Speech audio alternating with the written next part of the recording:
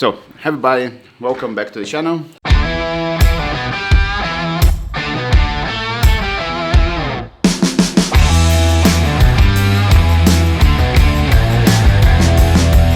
Today's tattoo materials, as I will say, is this setting up your working station.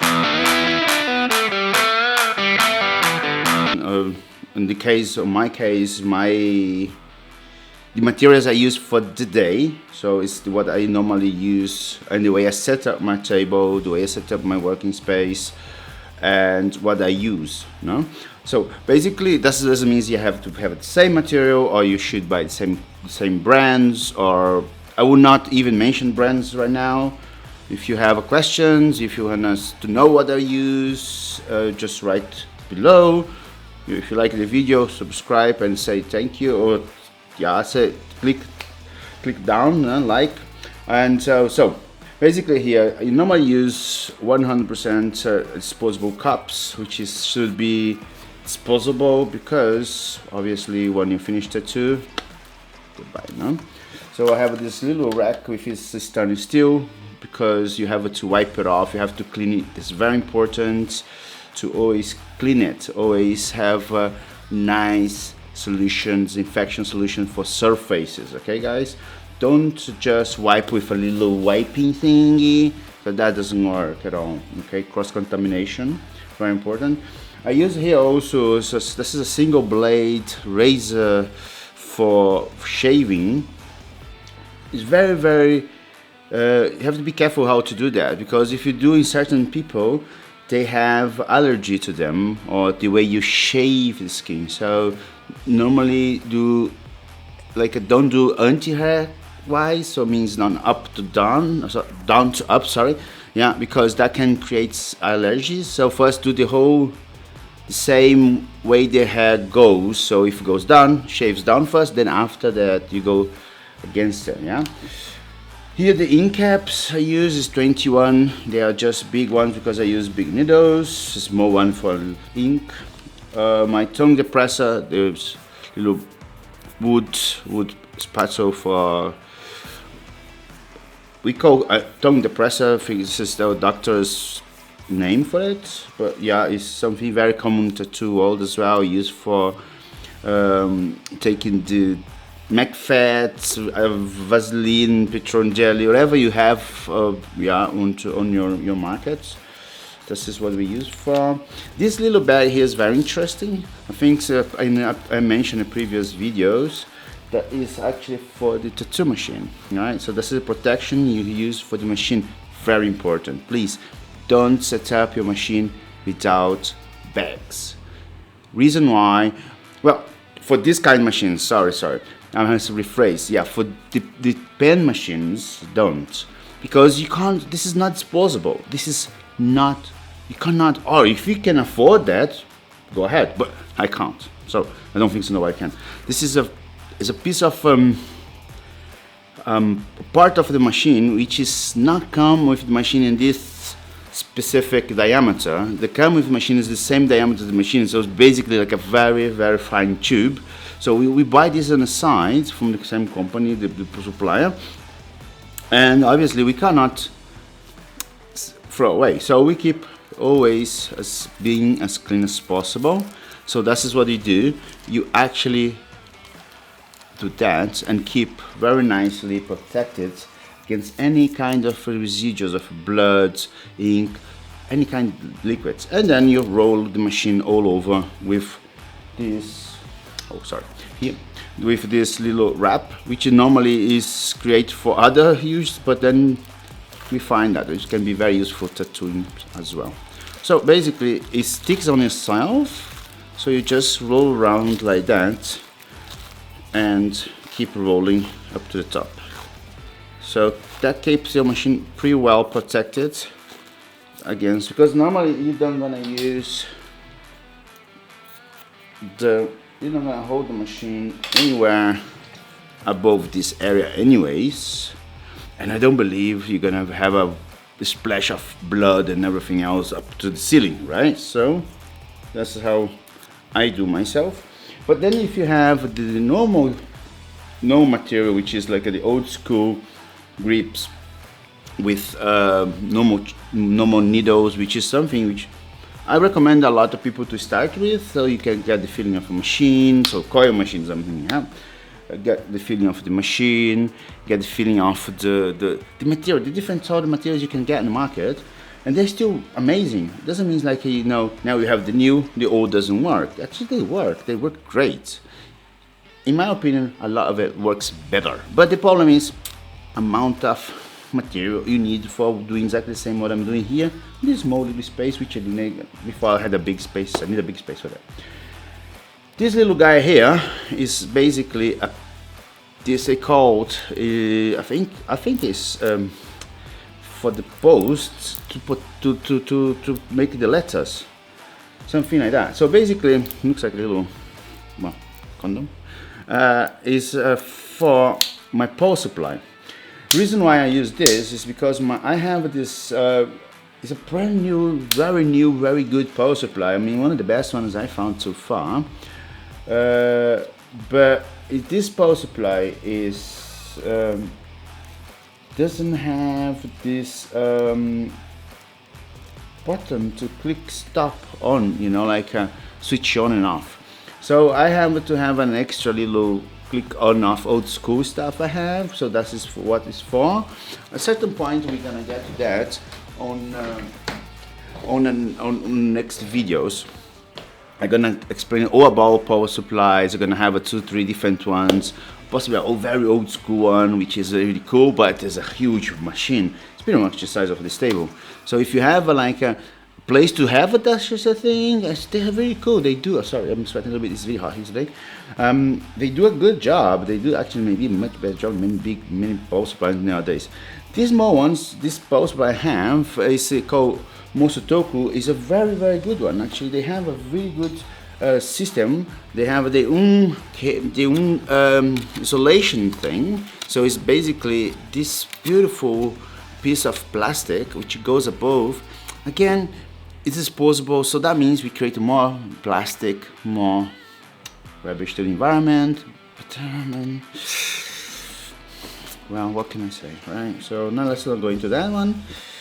I feel sorry for that, but this is, you know, cost contamination, plastic, I don't know. So I have a double hard on that one. So basically there's this thing here, sets up the flow supply here, sits perfectly, it's like a glove. Then you have this little tiny knob, which is a plastic little knob, goes into the knob, which adjusts the voltage. And that's it. You got done. It's perfect. Really cool stuff. So you just use one single use, boom. You can adjust everything. It's 100% protect. And the little condom is just to protect my key, on and off key, because then I can on and off with a dirt glove. Doesn't matter, you know. And then when I finish everything, rubbish, bam, disposable, goodbye, and everything's fine. Spray all over, clean everything, and then you can carry on with the contamination of the area if it worked. The other thing is I use a lot is this clip cord sleeve. I choose this company called Magic Moon here in Germany because they have this very long one, which I really like. It's like a 1 meter long, which is very uncommon. Normally they are 50 or 60, I think. And this is 1 meter, and it's really nice because, you know, I like my cable to be always very protected, and then protect to the clip to the end of the RCA, which is my case. Some people use a clip cord, so it's 2, which is super cool too, and they go really dark. So then it's really 100% perfect. So the way I do is just like a slide in, like now, the RCA into the plastic. So you see here, yeah. So you can see it slides in so cool. You just have to work around a little bit, and then you have the whole thing. It's pretty much the whole length of the cable, and that is fantastic. So you have the whole thing really nicely wrapped around and protected. Again, no worries about contamination when you do that. So here I have always this Masking tape, that's something you have for painting. So Bauhaus or any kind of DIY supplier, they have this for your house. You can paint it. So you can buy them for very like a euro or so, and just tight this thing up nicely. So you have here the cable 100% protected. See again? So here, looking at it, you have the whole cable, so you can touch it. This part here, which I'm not gonna cut now, gonna cut later. You can remove that, then you just connect it to the machine, and then you don't need to remove the machine at all. You don't need to change the machine. So that means this stays always clean. So you don't touch this guy anyways in between the tattoo. What you're gonna do only is you just need that, because you don't want this to touch your skin and touch the client's skin. It's a bit not hygienic. So you don't want the cable to touch anything. The cable has to be always sterile and clean. That's the reason why. Then again, this cup is, as I said in the beginning, is posable. Why do I have that? It's because always I keep cleaning my needles, switching between, if I'm using colors, obviously between colors, or just grades of shades, so basically darker to light, light to dark, whatever, in blacks. I need always to dip, but then to clean the needle, to get the needle always clean and to use again with a different, mostly for lighter colors, of course, because if you look dark, you just can work dark from the same grade. So, and then I use for that, very nice, here is a nice bottle, it's from a couple of friends of mine, so the stickers, but what's inside is not vodka, guys, please, it's not vodka, it's not a drink, okay, it's distilled water. It is water, very nice, you can buy also in a lot of grocery shops and stuff, where this is a very clean water, it's not hard, it has no any kind of thing inside, so the water is clean, it's very good for cleaning for the needles, right? But also even for making the solution for your tattooing, you know. So basically here I go buy pre-made some soap, which is like a green soap pre-made. So it's just like you just pumped and it comes foam. So it's not like a spray. I used to use a spray when I was, back in the day, but now I just use that. It's better. It's not so much of all over the place. It doesn't make things wet around, and it's pretty cool. And I use that. And here is the bag which I use to protect the whole thing. I put inside, tape around with the masking tape. It's protected. Just gonna make it up a bit quickly to show you guys. Not gonna open yet. So basically, that's how it goes. But this is my way, right? So everybody has different way. And then just make nicely and smooth so it works for you. Make a hole and everything works. Okay? So, but always, guys, you might ask yourself, why so much plastic? Why so much isolation? Why so much material? Very simple. Again, it's your hygiene and your cross-contamination in line. You're gonna bring it to the customer, to the other client, to the other client, to the other client. So, this is a very simple, very easy setup table.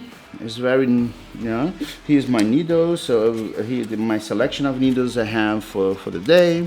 So I use always from left to the right, as the same as I do with my grades of shades, the dark, so light to dark. For some reason I use big to small.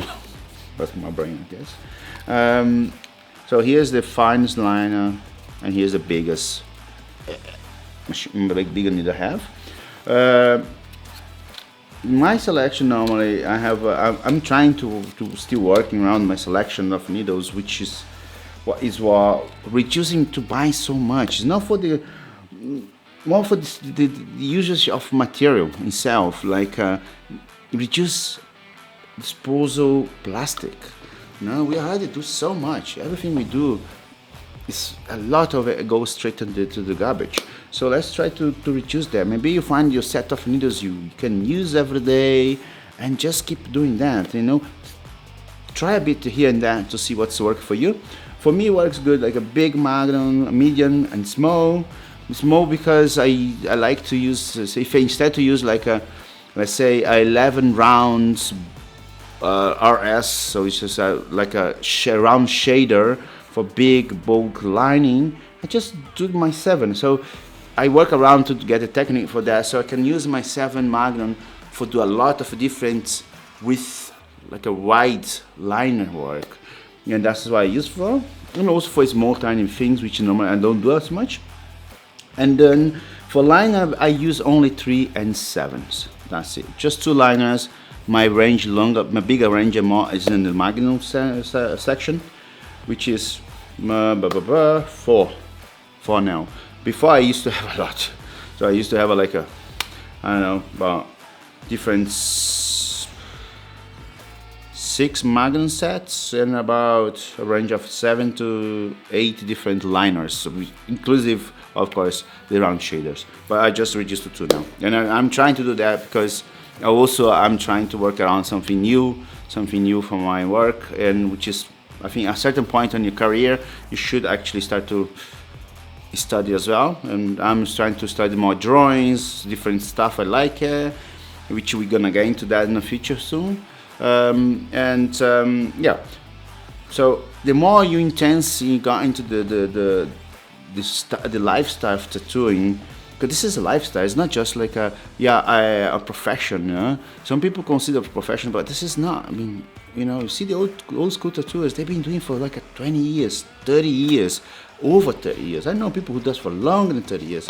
And all these people, they live tattooing, they do tattooing, they everything there's about tattooing, which is amazing. Nowadays, I see some people not so much about that, unfortunately, it's more about like well, whatever. And if you do it that way, like if you really live this life, if you really do this, it doesn't mean like you have to put your head inside the 24/7, but because that's also not healthy, right? But you should study, you should give a bit of attention there. And if you do that, as you do to build your workspace, to take care of the tattoo machine, to take care of your needles, to learn to select your own equipment to the best of it, everything comes together with the time. It's really, really impressive. And as everybody else, I'm not different than no one. Some people take longer, some people take it quicker, but comes along. And for me, maybe took me. I'm self-taught, so it's taking me a bit longer than many people I know. I know people who took pretty less than me to get. Wow, they're great, but well, let's get. If you don't give up in the middle of the way, you're gonna get there. So, guys, that was everything for today, I guess. I would invite you to come to next week, and then we're gonna have a new video on something new, which will come up then. And then I see you then. Thank you very much. If you like, just press the thumbs up down there and subscribe. Thank you.